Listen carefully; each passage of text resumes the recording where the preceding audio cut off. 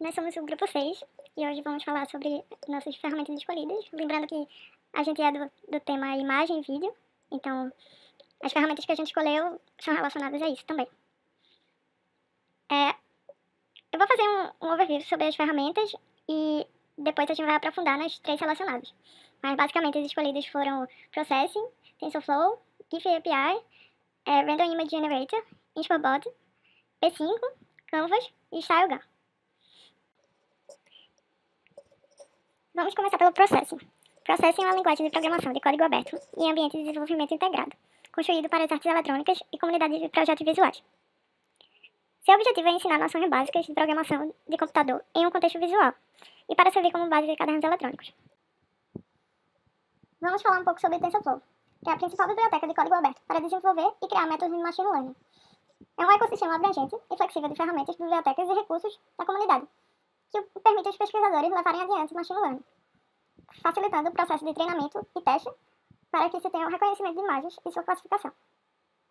Agora, vamos falar sobre mais uma ferramenta, que é o GIF. O GIF é um banco de dados e mecanismo de pesquisas online americano que permite aos usuários pesquisar e compartilhar vídeos curtos sem som, que se assemelham a arquivos GIF animados. Além de ser uma ferramenta que incentiva a criatividade computacional, tornando páginas na internet ou postagens mais dinâmicas, ela recentemente foi adquirida pelo Facebook por 400 milhões de dólares, se tornando uma ferramenta em alta no momento.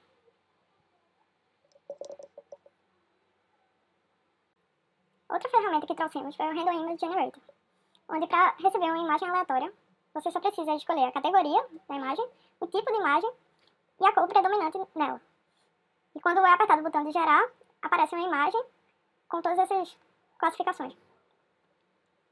Aí no vídeo eu mostro alguns exemplos de imagens que saíram. Tendo também a possibilidade de botar o Safe Mode para trazer apenas imagens seguras.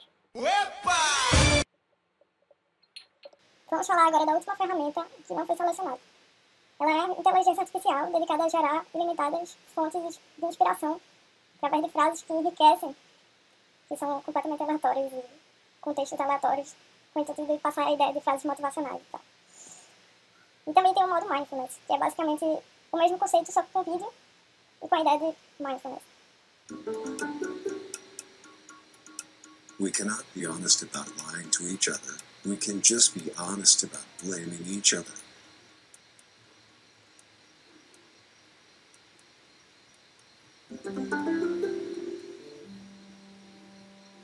Every time you love street musicians, you also hide from banks. E a nossa próxima ferramenta é a StyleGAN. Nesse momento você deve estar se perguntando, ou não, a mesma coisa que eu estava me perguntando há algumas horas. Mas o que é StyleGAN? Não.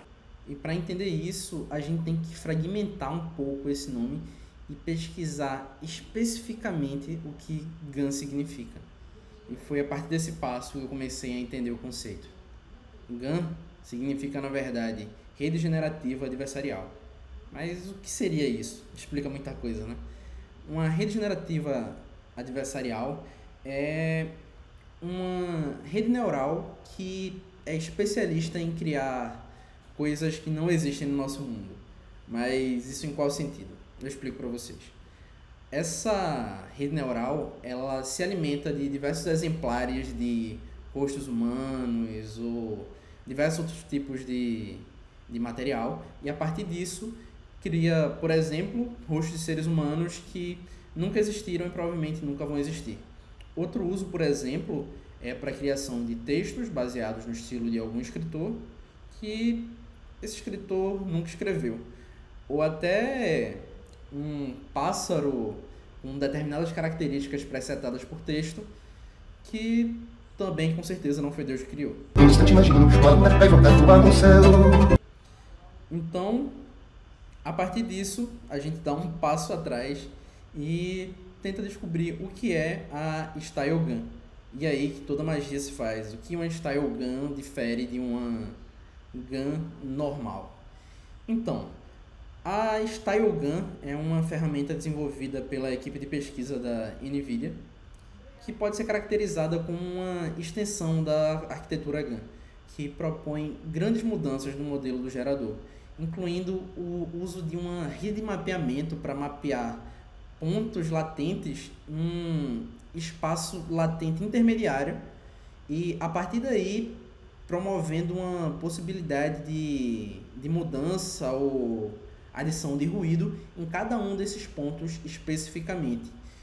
Isso introduz uma nova gama de possibilidades de detalhe no que vai ser criado. Por causa disso, a StyleGAN especificamente é tão boa para criar rostos humanos. Tendo como exemplo essa ferramenta, a thispersondoesnotexist.com, que assim que você abre o site, é apresentado para você uma foto de uma pessoa que, como diz a descrição do site, o nome dele nunca existiu. Pessoal, para tudo por um momento. Essa imagem gerada parece demais com um professor aqui do Sim. Mandem aí nos comentários se vocês também acham, para eu saber se não estou ficando maluco.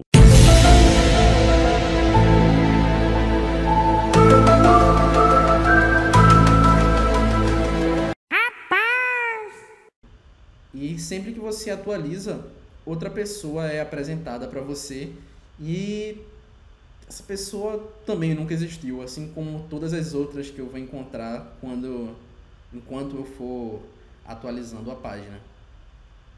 Uma grande quantidade de imagens e pessoas que foram geradas que apenas não existem. Eu sei, pode ser um pouco assustador de primeira, porque é muito realista. Entretanto, outros pontos devem ser pensados quando a gente considera a utilização da StyleGAN. Algo a se considerar sobre custos é a disponibilidade que você tem em relação a placas de vídeo de high-end da NVIDIA, placas de vídeo de alto desempenho, porque elas são um tanto caras e o recomendado é que você tenha de 8 a 11 GB de VRAM, de memória dedicada para vídeo. E mesmo assim não vai ser algo muito rápido. Testes feitos com a placa Tesla V100, que utiliza chipsets NVIDIA, levou cerca de 41 dias para gerar imagens como mostradas no site anteriormente, mas com uma resolução de 1024 por 1024, que não é algo tão bom assim, mas já é algo incrível. E utilizando 8 delas, 8 placas de vídeo trabalhando em paralelo, chegou até 6 dias de treinamento para essa rede neural. Mas se você tem essa disponibilidade e interesse em desenvolver com StyleGAN, está sendo deixado aqui na descrição o link para o repositório do código-fonte da StyleGAN, onde você vai ser com certeza apresentado a toda uma nova gama de possibilidades de criação e possibilidades para uma rede neural.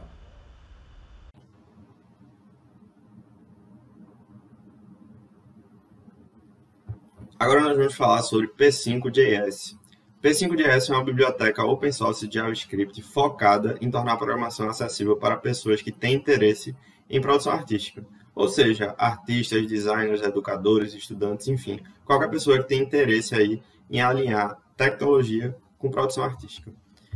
P5 começou a ser desenvolvida lá em 2001, com a ideia já de manipular formas e peças gráficas no geral, de uma forma tecnológica, já através de programação.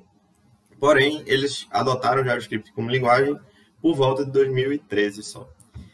Basicamente, a ideia do P5 é permitir que a gente utilize o navegador, ou seja, a tela, né, do computador, como uma folha em branco. Uma folha qualquer, eu desenho um sol amarelo.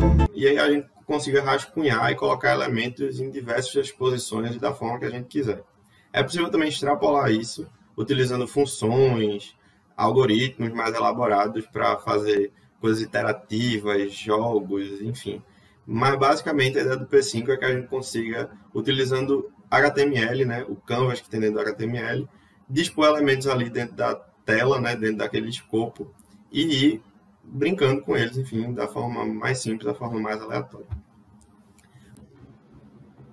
A utilização da biblioteca é bem simples, podendo ser testada pelo editor que tem lá no site deles, da p5js.org, ou por uma importação simples de script dentro de um documento HTML. Basicamente, para criar aqui um desenho bem básico, a gente coloca uma função setup, que é definida aqui como um tamanho de canvas 200 por 200, e ele cria aqui esse desenho.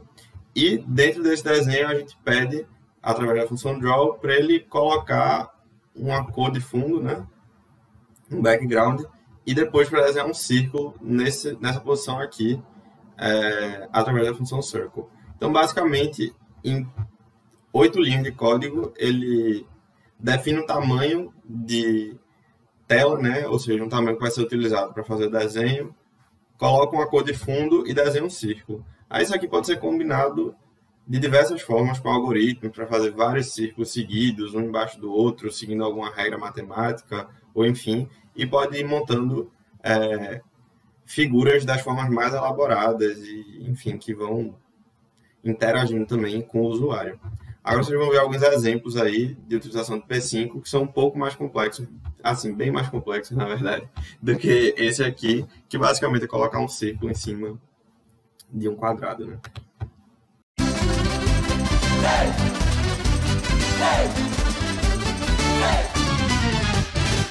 Ratinho, todo povo tá ligado em você.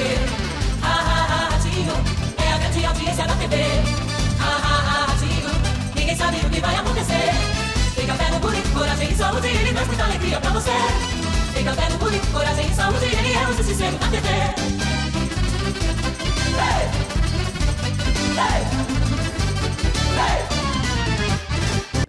Então, outra ferramenta escolhida por nós foi o Canvas. Vamos saber um pouco mais sobre ela agora. O Canvas, ele é um elemento da linguagem HTML5, que originalmente foi introduzido pela Apple para o navegador Safari. Porém, depois de um tempo, outros navegadores como o Chrome, Mozilla, Internet Explorer e até o Opera ganharam suporte ao Canvas.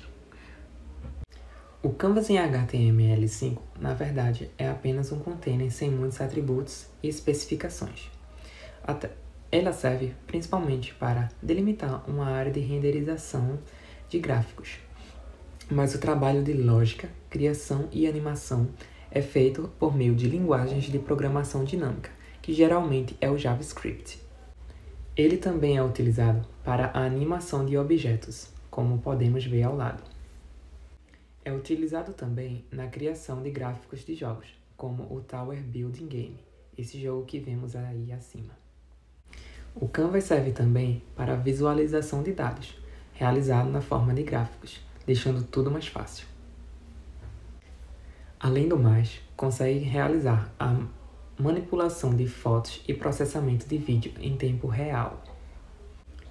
A especificação do HTML5 prevê 2 contextos para a criação de objetos, sendo eles o contexto bidimensional e o tridimensional. Mas então, como é feita a sua utilização? E como se faz uso da tag Canvas?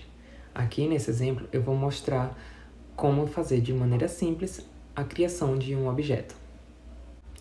Primeiro, no arquivo HTML, adicionamos a tag Canvas e precisamos colocar uma identificação. No caso, colocamos o ID como Canvas. Agora, adicionamos o tamanho desejado, que é de 200 pixels de altura e de largura. E também adicionamos um texto para retorno, caso o navegador não suporte o Canvas. Agora, os próximos passos são feitos num arquivo em JavaScript. Nós precisamos selecionar e capturar o Canvas usando a referência que escrevemos no arquivo HTML. E também precisamos capturar o seu contexto, que no caso é bidimensional.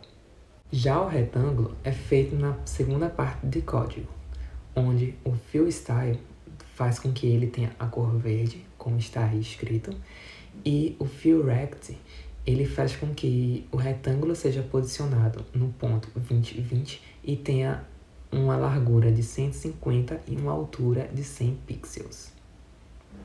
Assim, temos como resultado o retângulo verde acima. E nós podemos perceber que isso é um exemplo muito simples, porém, vou mostrar a seguir alguns exemplos um pouco mais complexos do que o Canvas, junto com o JavaScript, é capaz de fazer. Vem comigo. Aqui temos alguns exemplos. Esse mostrado acima é a representação da simulação de tecido e de roupas. Percebe-se que é muito interessante. Já esse é um serzinho que nós podemos controlar os olhos e a boca e ele fica louco enquanto é direcionado para onde você aponta os seus elementos. Esse aqui, ele representa um braço robótico, onde você controla ele com cliques na tela e ele direciona para onde você clicou. Já nesses exemplos, podemos ver a criação da árvore de Pitágoras e também do tapete de alguém, porque eu não sei pronunciar esse nome. Se pronuncia Serpinski. Já nesse exemplo, podemos ver a criação do sistema de partículas, onde nós colocamos partículas aleatórias e buracos também. E nesse último exemplo, nós podemos ver claramente nossa saúde mental representada em tela. Esses são alguns dos muitos exemplos que podemos fazer com a utilização do Canvas e o JavaScript. E é isto. Obrigado, pessoal. Alguma dúvida?